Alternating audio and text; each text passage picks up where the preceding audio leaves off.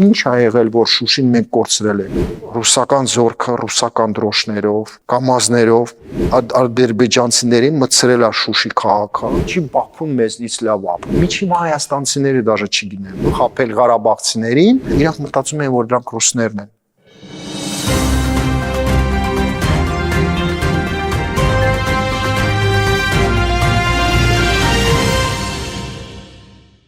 Բարև ձեզ, սա օրվա թեման է, իմ այսօրվա հյուրը բլոգեր լրագրող Ռոման Բաղդասարյանն է, բարև ձեզ Ռոման, շնորհակալ եմ հրավերս ընդունելու համար։ Ես եմ ձեզ շնորհակալ։ Ռոման, սկսենք վերջին օրերին Հայաստանում այս ներքաղաքական եւ տարբեր զարգացումներից խոսենք։ Նախ կարծեմ սկսվեց ամեն ինչ արցախահայերի այդ բողոքի ակցիայից, որը ի սկզբանե սոցիալական հարցերով էր պայմանավորված, սակայն հետո խառնվեցին հայտնի ուժերը եւ կարծես թե հարցը դարձավ քաղաքական, արդյոք նկատել ես նման ակցիաների նման բովանդակության փոփոխություն եւ ովքեր են այդ ուժերը, ինչ են ուզում ընդհանրապես եւ ինչ են փորձում սրել հարցը Ղարաբաղցի, Արցախցի, հայաստանցի այդ թեման ինչ են ուզում սրել։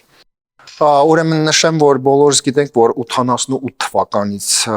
արցախցիներին օգտագործում են տարբեր հարցերում, 88 թվականին մեզ օգտագործել են, որպեսզի սրեն մեր հարաբերությունները ադրբեջանցիների հետ, վերջի 35 տարի արցախցիներին օգտագործում են եւ իրանց անունով փողեր են հավաքում, ովքեր իրանց համար գտնում են, որ կարան հասարակ մարդկանց վրա հարուստանան եւ այո, այսօր շարունակում է նույն process-ը, երբ հասարակ ղարաբաղցիներին օգտագործում են դրա համար, որպեսզի սրեն այդ հարաբերությունները, մարդկանց հարաբերությունները կառավարության հետ, հա։ Հասկանալի է, որ ղարաբաղցիները մեծ մասը պետքա պահանջեն կոնկրետ Ղարաբաղյան կլանից եւ իրանց, այսպես ասած, գեներալներից եւ չինովնիկներից այն ամենը, ինչի իրանք գողացել են այս վերջի 37 տարին, բայց այդ մարդիկ, այդ չինովնիկները, այդ գեներալները այնքան չեմ բախնում ասեմ, այնքան տականք են, որ իրանք էլի, հա, ամեն ինչ անում են, որպեսզի մարդկանց խաբեն եւ ստացվում է ոնց որ իրանց մոտ ոչ այդքան հաջող, բայց էլի ստացվում է խաբել ղարաբաղցիներին ու ասել, որ վատը ոչ թե իրանք են, ովքեր մեզ դավաճանել են, ովքեր գողացել են մեր փողերը, այլ վատը Հայաստանի Հանրապետության կառավարությունն է, որը կներեք մի քանի օր առաջ նորից ասեցին, որ մենակ Ղարաբաղին վերջի այս 2-3 տարին 1 միլիարդ 300 միլիոն դոլար ա տվել Հայաստանի կառավարությունը։ Ռոման, ով այդ ուժերը զուտ միայն Արցախի էլիտան է, այսպես ասենք, կամ այն իշխանության այն մասերը, որոնք այսօր տեղափոխվել են Հայաստան, թե նաև Հայաստանում էլ կան ուժեր, որոնք փոխկապակցված Արցախի էլիտայի հետ փորձում են այս հարցը սրացնել։ Հայաստանում դրանք դաշնակցությունն է, դա Թևանյանի խումբն է, որը այսպես ասած Էլի Քոչարյանի վրա է աշխատում, դա Ռոբերտ Քոչարյանի խումբն է եւ Ռուսաստանում դա Արա Աբրահամյանն է, Սամվել Կարապետյանի շրջապատից մարդիկ են, այդ մարդիկն են սրում, այո, իսկ այն լրատվական միջոցը, այդ լրատվականները, այդ կայքերը, այդ բլոգերները, սենց խոշոր, որ աշխատում են TikTok-ում եւ Facebook-ում, YouTube-ում, դա պետք է հասկանանք, որ այո, դրա իրանց հրամանատարները նույն դաշնակներն են, Ռոբերտ Քոչարյանն է եւ Արա Աբրահամյանը, բայց գումարները տալիս են նաեւ մեր բանկերը, հայտնի մեր հայկական բանկերը, որը մի կողմից, այսպես ասած, պետությունը եւ կառավարությունը աշխատում այդ բանկային համակարգի հետ, այդ բանկերի հետ, հա, ահագին գործողություններ են, չէ, այդ բանկերի հետ տանում կառավարությունը եւ իրանք փաստորեն մի կողմից մեծ գումարներ են աշխատում համագործակցում են կառավարության հետ եւ այդ բանկերը ահագին գումարներ են ստանում դրանից մյուս կողմից իրանք հա փողեր են ծախսում այդ բանկերը փողեր են տալիս լրատվական կայքերին, բլոգերներին, որպեսզի իրանք քննադատեն նույն կառավարությունը։ Չեմ ասում բոլոր բանկերը, բայց մի մասը, որը պատկանում են, այսպես ասած, Ղարաբաղյան կլանին եւ նույն Ռոբերտ Քոչարյանին, հաստատ դրանով զբաղվում են։ Դու միշտ քննադատել ես Արցախի իշխանություններին, այնտեղի էլիտային գեներալներին, զինվորականներին, Փաստերը քո արդյոք այդքան հիմնավոր են, որ մեղադրանքներ հնչեցնում ես գրեթե բոլորի հանդեպ։ Հա, սկզբից կուզենայի ասել, որ դուք արդեն մի քանի անգամ ասեցիք Ղարաբաղյան էլիտա, թույլ տվեք նկատի ունեմ իշխանական օղակներում։ Թույլ տվեք ասեմ, որ ոչ մի էլիտա Ղարաբաղում կյանքում չի եղել, դա հանցագործներ են եւ անգրագետ հանցագործներ են, ում դուք ասեցիք էլիտա կամ չգիտեմ ինչ որ մարդիկ երևի համարում են էլիտան, ինձ թվում է մի քիչ ուրիշ իմաստ եւ քաշ ունի, այո քննադատել եմ եւ միշտ փաստերով եմ դա արել եւ դա անում եմ արդեն 6 տարի եւ ինձ թվում է պետք չի դա վախենալ անել, ցավոք սրտի այո շատ վտանգավոր է, սպառնում են տարբեր միջոցներով սպառնում են, ասում են մենք սպանելու ենք, սենց եք անելու, նենց եք անելու, բայց պետք չի վախենալ, թեկուզ մենք գիտենք, որ նույն Հայաստանի Հանրապետության տարածքում նույն Ղարաբաղյան կլանը ունեն եւ իրանց ծանոթ քննիչները, դատավորները, դատախազությունում մարդիկ ունեն, ԱԱԾ-ում ունեն մարդիկ, գիտենք դրա մասին, հա, եւ դրանց իրանց թվում է, որ այդ մարդիկ, ովքեր աշխատում են այդ ուժային կառույցներում, նաեւ իրանք կարան օգնեն, հա, ինչ որ վնաս տան, ինչ որ լրագրողին կամ բլոգերին, բայց պետք չի դրանից վախենալ, եթե ասենք, եթե ես ազնիվ եմ եւ եթե ես դա անում եմ սրտանց, իսկ ես դա անում եմ սրտանց, քանի որ ես ինքս տուժվել եմ Ղարաբաղում, մենք կորցրել ենք մեր տունը, որը մենք կառուցել ենք ֆունդամենտից, մենք 3 եղբայր, մենք կորցրել ենք իմ հայրիկիս գերեզմանոցը, որտեղ մենք չենք կարող հիմա գնանք եւ մենք չենք կարող հավաքենք,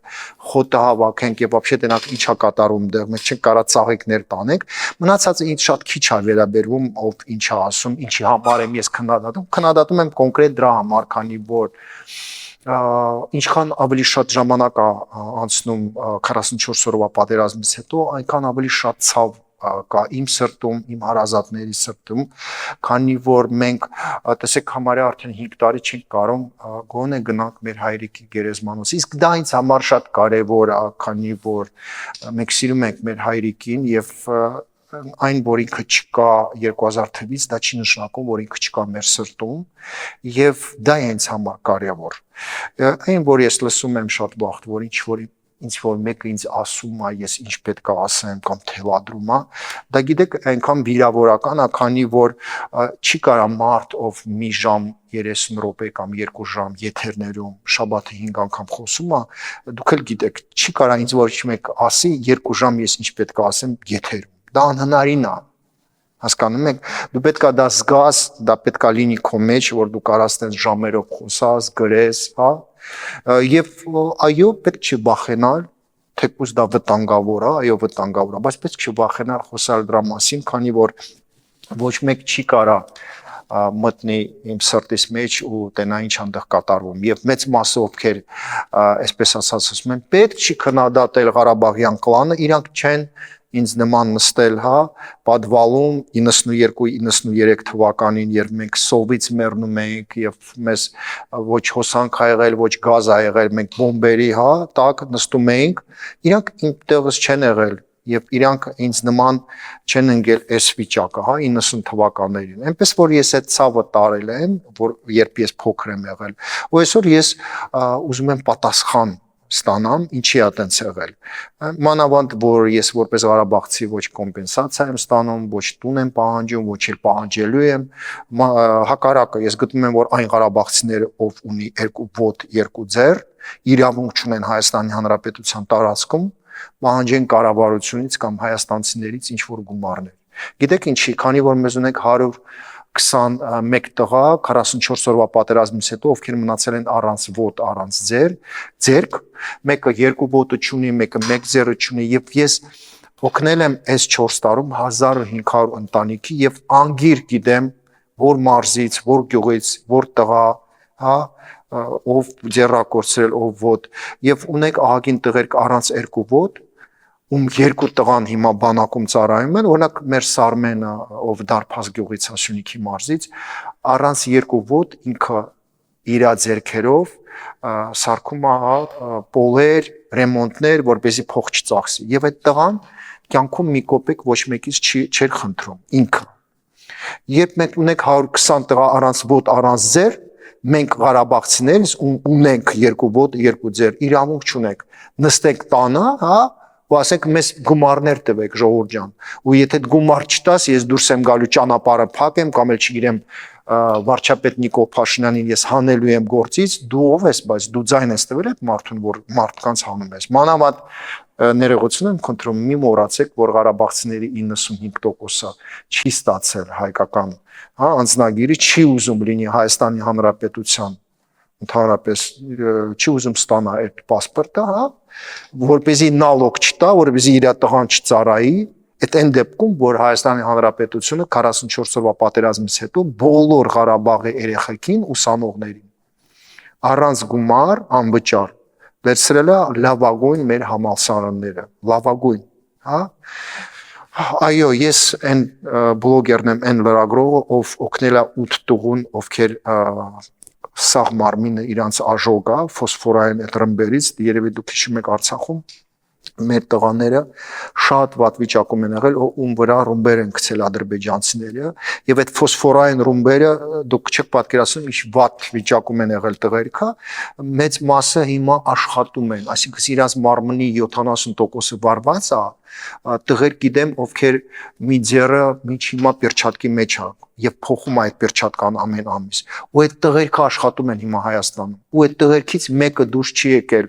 ինչ որ բան ասի կառավարությանը, որ դու ինձ էլի տուն տուր, ինձ օգնի, դու պատկերացնում եք, ունենք նաև տղերք, ովքեր միջիմա տունը նստած են, քանի որ սաղ երեսը վարված է եւ շատ ստրաշնի վիճակում են, եւ իրանց ծնողները մի անգամ դուրս չեկան փողոց։ Երբ ես գիտեմ այդ տղերքին անձամբ, ես տենում եմ մյուս տղերքին Ղարաբաղցիներին, ովքեր ճանապարհներ են փակում, ես հարց եմ տալիս, այս ի՞նչ է կատարվում։ Ես ինչ-ա կատարում, եւ ես չեմ կարող լռեմ, հասկանում եք։ Իսկ երբ ինչ որ մեկը ասում է ատելություն են տարածում, ես Ղարաբաղցի եմ, ես ոնց կարամ ատելություն տարածեմ։ Ես ատում եմ այն մարդկանց, ովքեր մեզ ազնիվ մարդկանց, հայրենասեր մարդկանց ցավ են պատճառում եւ իրանց պատճառով մենք չենք կարող գնանք մեր գերեզմանոցը կամ մենք մեր տունն ենք կորցրել։ Ատելությունը տարածում է այն գեներալը, այն չինովնիկը Ղարաբաղցի, ով Երևանի կենտրոնում դղյակներ ունի, բժշկական կենտրոններ ունի եւ ինքը մինչ հիմա ոչ մեկ չի պատժվել եւ ոչ մեկից մի կոպեկ ոչ ուժային կառույցները, ոչ կառավարությունը չեն վերցնում տան հասարակ մարդկանց։ Իրանք են ատելություն տարածել, իրանք են մեզ ադրբեջանցիների հետ գրիվ արել, որ մենք կրվենք ադրբեջանցու հետ, թուրքի հետ։ Գիտեք ինչ, մենք ապրում ենք հարևան երկրների հետ եւ մեր ազգում եւ այդ ազգերում կան լավ մարդիկ եւ վատ մարդիկ։ Եվ մենք պետք է այնքան լինենք իմաստուն, որ բոլորի հետ կարանք շփվենք, քանի որ մեր նպատակը այն է, որ դուք առավոտյան, երբ ձեր աչքերը բացում եք, չմտածեք ում սպանեցին սահմանում, որտեղ կրակեցին։ Ես ուզում եմ, որ դուք, որպես Հայաստանի Հանրապետության քաղաքացի, հանգիստ քնեք եւ հանգիստ ձեր աչքերը փակեք եւ բացեք առավոտը եւ երեկոյան եւ հանգիստ կոֆե խմեք եւ հաճույք ստանաք Հայաստանից։ Բայց երբ մենք կրում ենք հարևան երկրների հետ եւ միշտ մտածում ենք ինչ ա եղել սահմանում մեր տղերքի հետ Սյունիքում կամ Գեղարքունիքում, հավատացեք, որ այն նույն կերած ձեր հացը համ չունի։ Երբ դու տերում ես, որ մեկը լացում է իր տղուն կորցրել է, դու այդ օրը չգիտեմ բոլորի մոտ ոնց է, բայց իմ մոտ շատ վատ վիճակ է։ Եվ կապ չունի մեկ հոգի զոհվեց, թե 50 հոգի զոհվեց։ Երբ դու գիտես, որ այդ օրը ինչ որ մի հատ ծնող լացում է, դու քեզ շատ վատ ես զգում։ Ես չեմ ուզում դա լինի։ Ես ուզում եմ այս մարդիկ, ովքեր 37 տարի արտասունքների մեջ են, վերջ տանք դրան։ Այո, դժվար է լինելու, բայց մենք 37 տարի գիտեք փոսեք քանդել, որի մեջ ագին արյուն կա եւ զոհվածների տղերք եւ իրանց կողմից եւ մեր կողմից։ Եկել է պահա, հասկանաք, որ եթե մենք 37 տարի իրար սպանում ենք եւ հարցը չի լուծվում, եկեք փորձենք գնանք ավելի դժվար ճանապարհով։ Փորձենք հասկանանք ինչի ենք մենք իրար ատում, ոնց այդ ատելությունը մենք կոնտրոլի տակ պահենք, ոնց վերացնենք, ով է այդ կրակի մեջ բենզին գցել, որ այս երկու ազգը, այս ազգերը իրար հետ կռվեն։ Ով քո կարծիքով այլ երկրներ, այլ ուժեր։ Չեմ կասկածում, որ դա ռուսներն են արել, չեմ կասկածում, որ դա Ռուսաստանն արել։ Գիտեք ինչ, մենք Ղարաբաղցիներս լավ գիտենք, որ Ղարաբաղում մենք շատ լավ ենք ապրում։ մինչև 88 թիվը մի հավատացեք, որ վատ ենք ապրում, ոչ։ Մենք շատ լավ ենք ապրում Ղարաբաղում։ Խոսքը ադրբեջանցիների հետ էսիկ։ Այո, գիտեք ինչ, ոնց ապրում էր Եվլախ քաղաքը կամ Գյանջա քաղաքը, ինձ փոքր քաղաքները։ Նույն ձևի ապրում էր Ստեփանակերտը։ Ու եկեք մենք համաձայնվենք, որ նույն Վրաստանում ոչ մի քաղաք չի կարող ապրի ավելի լավ, քան թե Թիֆլիսը, քանի որ Թիֆլիսը մայրաքաղաքն է։ Կամ էլ Հայաստանում ներողություն։ Այո, ամեն ինչ անում է կառավարությունը վերջի 8 տարին, սարքում է դպրոցներ, մանկապարտեզներ, բայց ոչ մի վաղ չի լինելու դա, որ փոքր քաղաքներ, իսկ Հայաստանում ունեք 33 քաղաք, որ փոքր քաղաքը ավելի լավ ապրի, քան թե Երևանը, քանի որ Երևանը Հայաստանի մայրաքաղաքն է, եւ ոչ մի քաղաք թող չուզենա, որ ապրի Երևանից լավ, եւ դա նորմալ երևույթ է։ Բոլոր տեղերում։ Եվ Ադրբեջանում, գիտեք, ես փոքր եմ եղել որպես ղարաբաղցի, ես լսում եմ, որ ղարաբաղցիներ ասում են, ինչի Բաքուն մեզնից լավ ապրում։ Իսկ ինչի պետք է Ստեփանակերտը լինի ավելի լավ, քան թե Բաքուն։ Եկեք մի հատ հասկանանք, Ստեփանակերտը փոքր քաղաք է։ Բարդան, չգիտեմ, 1000 մին փոքր քաղաք գյուղ կա, ինչի պետք է իրանք մայրաքաղաքից լավ ապրեն։ Բայց տեսեք Ռուսաստանը, այս մեկ է հարց տանք, որտեղից Ղարաբաղցիներին այսքան զենք 88 թվականից, հա, 88 թվականին Շաումյան շրջանում, Հադրութում, այս զենքերը ով է կուտակել դեղ։ Ռուսները, ռուսների ԿԳԲշնիկները մեզ զենքեր են տվել, որ կուտակեք այդ զենքերը, որպես հետո կռվեք, անջատվեք Ադրբեջանից։ Իսկ Ադրբեջանին զենք է տվել, որ գնացեք Շաումյանում հանեք հայերին։ Տես Ադրբեջանին ինքը զենք է տվել եւ իրանց ԿԳԲ-ին ասել է հայերին պետքա լարեք Ղարաբաղից, դրանք արդեն ձեր հանդեպ են ուզեն, ձեր դեմ են դուրս գալիս։ Իսկ մեզ ասում են եկելա պահ, որ ադրբեջանցին շպրտեք Ղարաբաղից, մենք ձեզ զենք եք տալիս, գնացեք Շաումյանում, Հադրութում, կռվեք ադրբեջանցիների հետ։ Մեզ ինքը զենք է տվել երկու կողմին էլ, որպեսզի մենք իրար սպանենք եւ ինչ հիմա նույն բանն է անում։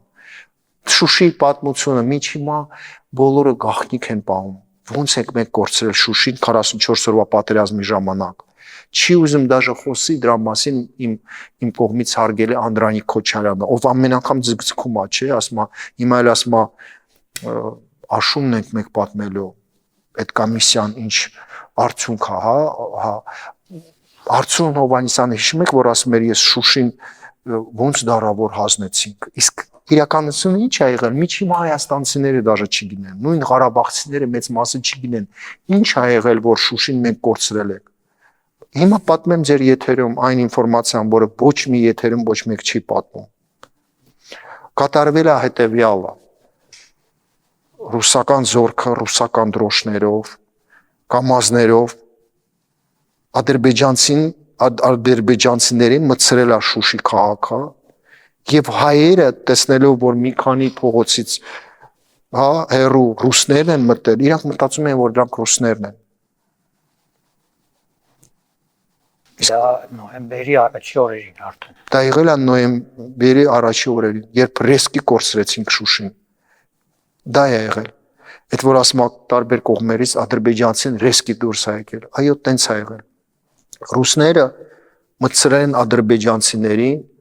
ռուսական դրոշների տակ, ռուսական կամազներում,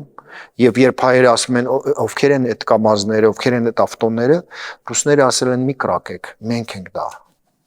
Կան փաստեր, նկատի ունեմ ականատեսներ կամ։ Ինձ դա պատմել են ահագին մարդիկ, ովքեր փրկվել են, ովքեր դեղել են։ Եվ այդ պատճառով Արտուր Վանեցյանը, Սեյրան Օգանյանը թողել են իրանց դիրքերը ու փախել։ Օրինակ նույն Սեյրան Օգանյանը ոչ մեկ երևի չի իմանում որտեղ է вообще փախել։ Թողել է իր ջոկատը, իր այդ ատրեզկը, գնացել Ռազդան քաղաք, այնտեղ իր ընկերներից մեկը զոհվել է, իբր գնացել է, որ հա մասնակցի այդ արարողությանը։ Կներեք, ոնց կարող է այդպես բան լինի, Շուշին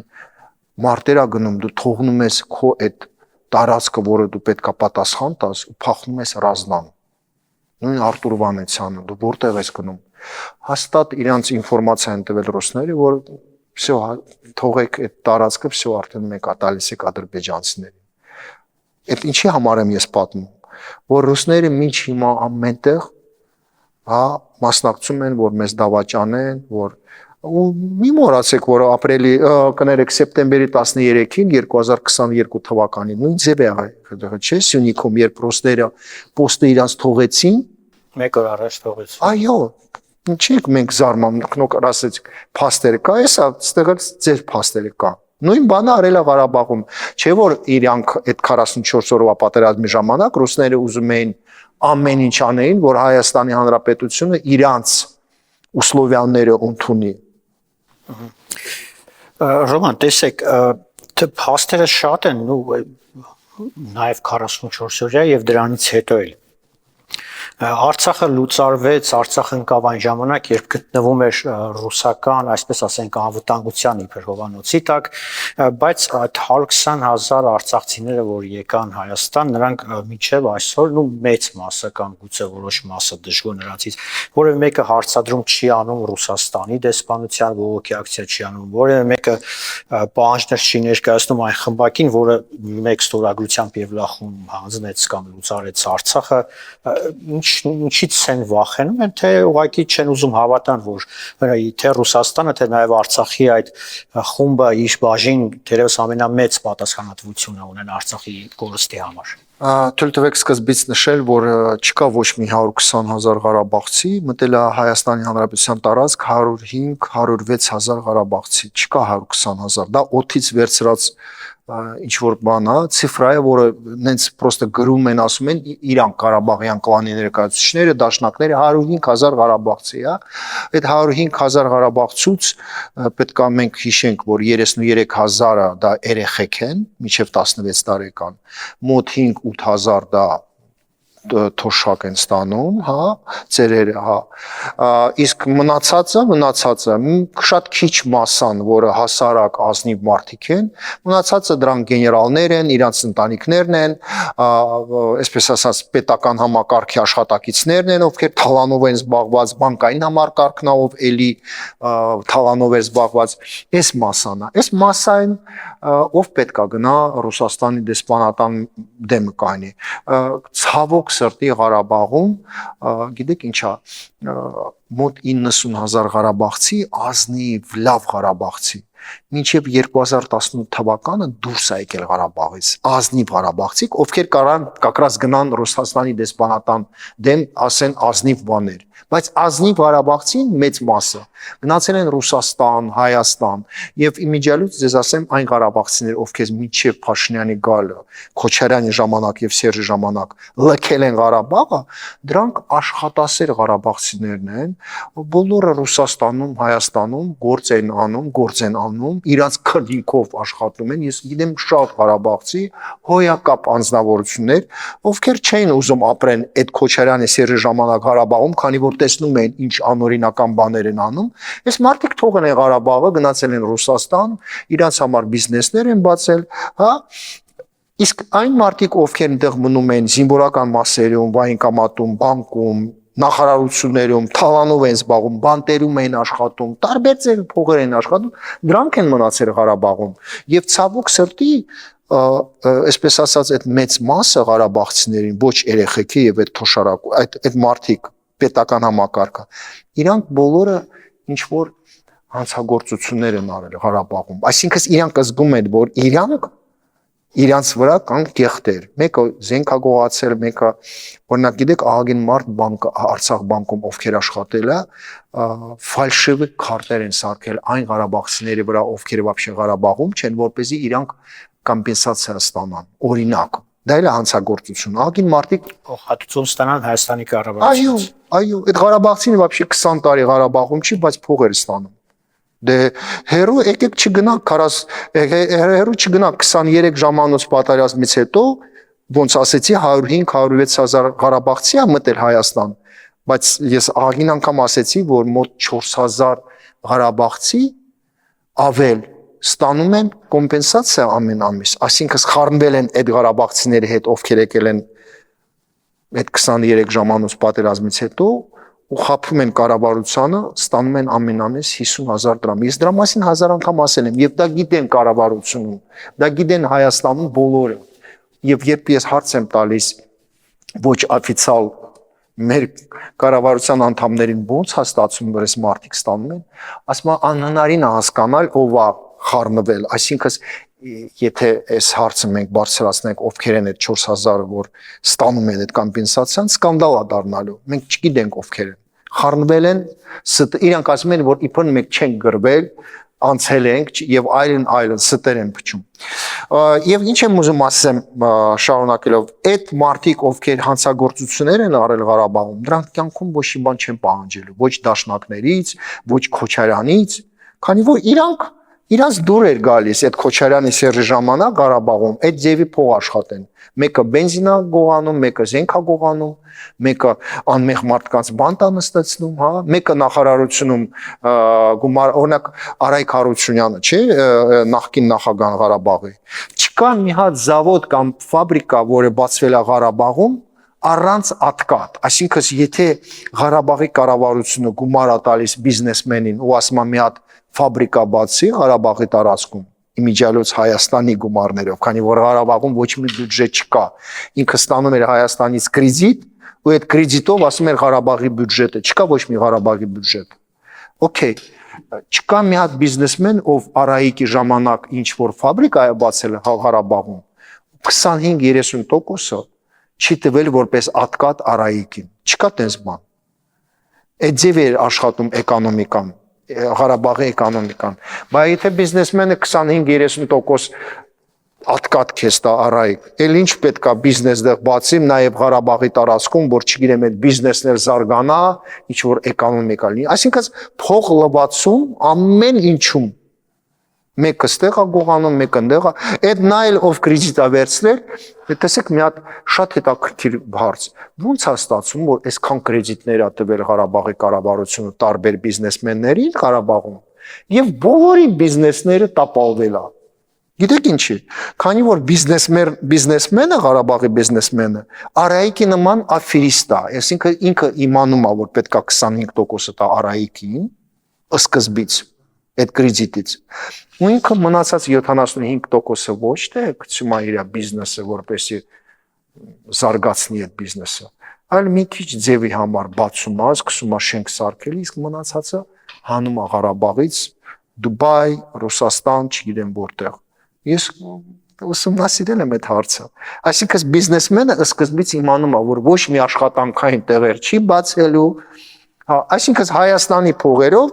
մեկը 25% ատկատ է ստանում, մյուսը 75%-ը իբր բիզնեսմենա թալանում է, որ այս սխեման էր աշխատում։ Ռոման, Փաշինյանը կարծեմ 1 տարի առաջ ազգային ժողովում հայտարարեց, որ Ղարաբաղի ժողովուրդը միշտ նախկին իշխանությունների համար եղել են այսպես ասած կոպիտ ասած պատրվակ կամ գործիք, որպեսզի օգտագործեն իշխանությունը պահելու եւ իշխանության հասնելու։ Հիմա էլ կա կարծիք, որ այստեղի ընդդիմությունը փորձում է կրկնել այնինչ տեղի ունեցավ 23 թվականին Ստեփանակերտում իշխանապողությունը նկատի ունեմ եւ այստեղ վերցնել իշխանությունը իհարկե ոչ առանց ռուսների, որքանով իրական համարում այդ կարծիքը, այդ տեսակետը։ Ես վստահ եմ, որ ընդդիմությունը եւ ընդհանրապես բոլորը, ովքեր ուզում են իշխանություն փոխեն Հայաստանում, չի ստացվել իրանց մոտ, քանի որ վստահ եմ, որ ես կարամ տենց ասեմ, որ իշխանությունը հիմա ոչ թե Նիկոլ Փաշինյանի ձեռն է, այլ ժողովրդի ձեռն է։ Ժողովուրդը Նիկոլ Փաշինյանի մեջ տեսնում են իրենց, եւ երբ իրանք ընտրել են Նիկոլ Փաշինյանին, իրանք գիտեն, որ իշխանությունը իրանց ձեռն է։ Հավատացեք, որ ես շփվում եմ մարդկանց հետ տարբեր մարզերում Երևանում, բոլոր իմաստուն եւ ազնիվ մարդիկ համաձայն են ինձ հետ։ Հիմա իշխանությունը անձի ձեռը չի, հա, այո Նիկոլ Փաշինյանն է, բայց հիմա իշխանությունը ժողովրդի ձեռն է։ Եվ ես վստահ եմ, որ ոչ մի դաշնակ, ոչ մի Ղարաբաղյան կլան չի կարող ժողովրդի ձեռից վերցնի իր իշխանությունը։ Գիտեք ինչ, ժողովուրդը կարան քննադատեն նույն Նիկոլ Փաշինյանին եւ իր կառավարությունը, բայց եկեք չմոռանանք, որ 7 տարում մեր կյանքը իսկապես լավացել է, ահագին բաներ ա կառուցվել, ամեն տեսակետից Հայաստանի կյանքը եւ որակը ժողովրդի շատ է բարձրացել։ Ցավոք սրտի ժողովուրդը փոքր երեխեքի պես են, տեսեք, եթե դուք ամեն օր երեխաների համար դուք սնունդ եք առնում, շորեր եք առնում, օրինակ այսօր դուք նախաճաշ եք սարքել, երեխան կերել է, ասում է շնորհակալ եմ պապա ջան, բայց ինքը վաղը մոռանում է դրա մասին եւ եթե դուք վաղը նախաճաշ չսարքեք, ինքը ասելու է որ դուք շատ վատ հայրիկ եք։ Նույն ժողովուրդը ինչքան շատ ես դու իրան համար անում, ինքը կարող է մոռանա ինչ ես արել երեք, հա, բայց ես վստահ եմ, որ եթե գա պահը, որ ինքը հասկանա, որ նախկինը եթե վերադառնա եւ վերադառնալու է բոլոր այն բաները, ինչ կատարվել է առաջ, ինքը ես վստահ եմ, որ հայ ժողովուրդը շատ իմաստուն է, ռուսերեն ասում են մուդրը, հա, շատ մուդր են եւ իրանք հասկանում են, որ այն ինչ կա հիմա իշխանություն, դա իրանց իշխանությունն է։ Իսկ նա ով գա, դաշնակ լինի եւ կամ Ղարաբաղյան կլանը, արդեն դա ժողովրդի իշխանությունը չի լինելու։ Փաշինյանը այս 7-րդ տարին իշխանության մեջ է եւ ինքը միշտ պատկանում է միշտ ժողովրդին։ Մի հատ փաստ բերեմ։ Դուք չեք նկատել, որ մինչ հիմա ինքը գյուղերից, մարզերից դուրս չի գալիս, ինքը անձամբ շփում է մարդկանց հետ։ Ես միջալուց մեկ-մեկ վախենում եմ իր համար։ Գիտեք, այսքան ինչքան էլ չի իր մոտ այդ ախրանիկները կայնած, այսքան գիտեք դուխով գնա մարդկանց հետ շփվի գյուղերում, մարզերում, չէ՞ որ մեկ-մեկ իրան շատ, այսպես ասած, ցավալի հարցեր են տալիս եւ նույն Կիրանցի պատմությունը անցած տարի հեշտ չէր այդ մարդկանց հետ շփվել, բայց տեսեք ինչքան ինքը ջանքեր ծախսեց, որ մարդկանց բացատրի ինչա կատարվում այդ սահմանը մեր գյուղերում, հա, եւ վստահ եմ, որ ժողովուրդը շատ լավ հասկանում է ինչա կատարվում եւ իր ձեռից ինքը չի տալու իշխանությունը ուրիշներին։ Տեսեք Գյումրիում փաստացի նախկին համակարգի կարկառու ներկայացուցիչը եկավ իշխանության դա ողջևորել է ինտիմությանը մենք տեսնում ենք նույնիսկ այդ ժամանակ հայտարարություններ եղան որ այդ հաղթանակը պետք է բերել Երևան վերջի 2 օրը ազգային ժողովում տեսնում ենք թե ինտիմությունը մասնավորապես դաշնակցությունը ինչ է անում Երևանի քաղաքապետարանում նիստերի ժամանակ արդյոք կա ռիսկ ներքին ցնցումներ հրահրել քաոսային իրավիճակ ստեղծել Հայաստանում Գյումրիի մասին եկեք ազնիվ խոսամ, այն որ Վարդանիկը դարել այնտեղ քաղաքապետ, դա շատ վատ է, այդ առաջինը, երկրորդը դա կառավարության մեղքն է, եւ հասկանալի է, որ կառավարությունը ոնց որ Իրանից ինքը շատ է այսպես ասած վստահ, ես չգիտեմ, այսինքն գիտեք ինչ, ամեն սխալը, որը դուք անում եք կամ ես որ սխալ եմ անում, դրան պատճառներ ունի, ինչի ենք մենք սխալ բան անում։ Հիմա ես ասում եմ, որ կառավարությունի մեղքն է, որ այս մարդը եւ այս մարդը, որ հանցագործա, ինձ թվում է ոչ մեկ չի կասկածում, սա կառավարության մեղք է, որ հանցագործը դարել է քաղաքապետ, մանավանդ Գյումրի քաղաքը, որը շատ կարեւոր է բոլորիս համար, հա։ Լավ, սա արդեն կա, արդեն ինքը դարել է քաղաքապետ, հա։ Ինքը կարա ազդի մարալիքի ժողովրդի վրա Շիրակի մարզում եւ ընդհանրապես մարալիկ համայնքի վրա։ Ինքը կարա ազդի Արտիկ քաղաքի վրա։ Տեսեք, եթե Իրան ունի շրջապատ, որը ճնշում է բիզնեսմենների վրա եւ այլ մարդկանց վրա Գյումրիում, ով է իրան խանգարում ավտոյով մութ ժամանակ ժամի 15-ը ինչ որ Ռասբորկի իր մարդկանց Պեմզաշեն գյուղը օրինակ, հա։ Գիտեք Շիրակի մարզի ժողովուրդը շատ լավ ժողովուրդ են, բայց իրանք շատ բարի են եւ մեծ մասը հասարակ մարդիկ են եւ եթե ինչ որ մեկը գա փողոցի վրա Պեմզաշենում խմբով 3-4 ավտո Վարդանիկից գա գորգորա կամ էլ ճնշի մարդկանց վրա, ես վստահ եմ որ կարան ճնշեն, այո։ Եվ այդ մարդիկ կվախենան, ամեն մարդ վախենում է իր երեխու համար։ Եվ սա շատ լուրջ խնդիր է, եւ այո կառավարության համար, եւ գիտեք, այստեղ պարտավոր է կառավարությունը եւ նույն մեր վարչապետ Նիկոլ Փաշինյանը հասկանա, որ ինքը եւ իրանք իրավունք չունեն մարդկանց, հասարակ ազնիվ մարդկանց աշխատասեր Շիրակի մարզում։ Թողնեն Վարդանիկի նման տակամքի հետ հա, որ Վարդանիկը գա Շիրակի մարզում մարդկանց ճնշի կամ չգիտեմ, մի բան ասի։ Եթե ինձ տեսնեն այս եթերում օրինակ, այս եթերը նայեն նաև մեր կառավարության անդամները, հույսով եմ նորից կլսեն այդ բառերը, որը շատ կարևոր է ինձ համար եւ իմ հետևորդներիս համար, ովքեր գրում են Շիրակի մարզում։ Գիտեք, ահագին մարդ, ովքեր ձայնա տվել Սարիկ Մինասյանին, իսկ հիշեցնեմ 17000-ից շատ ձայնը հավաքել ՔՓ-ն, ավելի շատ, քան թե 3 տարի առաջ։ 3 տարի առաջ 9000 ա եղել, իրանց ձայները շատացել է, բայց ՔՓ-ին ով ձայնա տվել, իրանք հարցեր են տալիս։ Իսկ հիմա այդ Վարդանիկը եկել է, կարող է մեզ վրա ճնշի։ Մենք չգիտենք։ 2 օր առաջ Հ1-ում Պետրոս Ղազարյանը հարցազրույց է ունեցել ներքին գործերի նախարարի հետ եւ հարց է տվել, իսկ այդ ոստիկանները հիմա ավելի դժվար է իրաց համար աշխատել այդ այսպես ասած կրիմինալ, հա, այս մթնոլորտում եւ դաժե նախարարը, ներքին գործերի նախարարը Հայաստանի Հանրապետության ասեց այո, ավելի դժվար է լինելու, բայց մենք այդ հարցը լուծելու ենք, այսինքն դաժե նախարարը հասկանում է, որ ոստիկանի համար դժվարանում է գործը, իսկ ժողովրդի համար ավելի շատ դժվարություններ է լինելու եւ միջելուց այդ մարդը կարա այո ազդի այդ մարդկանց վրա եւ եթե ինքը Գյումրիում 10000 ձայնա հավաքել Վարդանիկը կարող է նոր ընտրությունները որ լինի մյուս տարին արդեն պետական մասշտաբով ով է գարանտիա տալու որ դեռ ինքը չի ճնշելու ուրիշ մարդկանց ես գիտեք ցավում եմ որ 10000 գյումրեցի տվել են ձայն ոչ թե Վարդանիկին ռուսներին կոմունիստическая партия հարգելի գյումրեցիներ դուք մոռացել եք այդ սպանությունը Գյումրիի մեծ ընտանիքը որ սպանել է ռուս զինվորը Ինչա գյումրեցիները այդքան խելոք են չգիտեն, որ դա Ռուսաստանի հրամանն է եղել։ Գիտեն, շատ լավ գիտեն։ Բայց դուք չեք հիշում, ցելը ընտանիք, որը քնած է եղել, սպանել են ռուսները, ռուսների հրամանով։ Գոնե այդ ընտանիքին դուք հիշեք, ձայն մի տվեք, էլի ռուսներին, դուք ո՞նց եք ձայն տվել։ Ես ցավում եմ, դաժե իմ համացանցում երևի ես իրավունք չունեմ որպես լրագրող բլոգեր տենց բան գրել, ասեցի միջև Վարդանիկը ընդեղ է, ես իմ բոտս չեմ կողել ընդեղ։ Եվ իմ հետևորդներս ասում են, չէ, ինքը ով է, որ իր պատճառով մենք չգնանք Գյումրի։ Դու որպես բլոգեր, ում շատ ունես քեզ հետևորդ, դու նաբարոտ գրի, որ գնալու եմ, գիտեք, ես չեմ կարող ստեմ եւ ես միշտ գրում եմ նա ինչ իմ սիրտս է թևադրում։ Այո, ես տենց եմ գրել, քանի որ ես տենց եմ զգում։ Եվ ես պահանջում եմ եւ խնդրում եմ ուժային կառույցներից եւ վարչապետից կներեք ձեր նակառավարությունը դուք եք վարչապետ ոնց ուզում եք արեք այդ հանցագործին հանեք ձեր ազգային ժողովը ուժային կառույցները հա ոնց ուզում եք արեք հանեք այդ մարդուն քանի որ Գյումրին բոլորիս քաղաքն է ոչ թե մենակ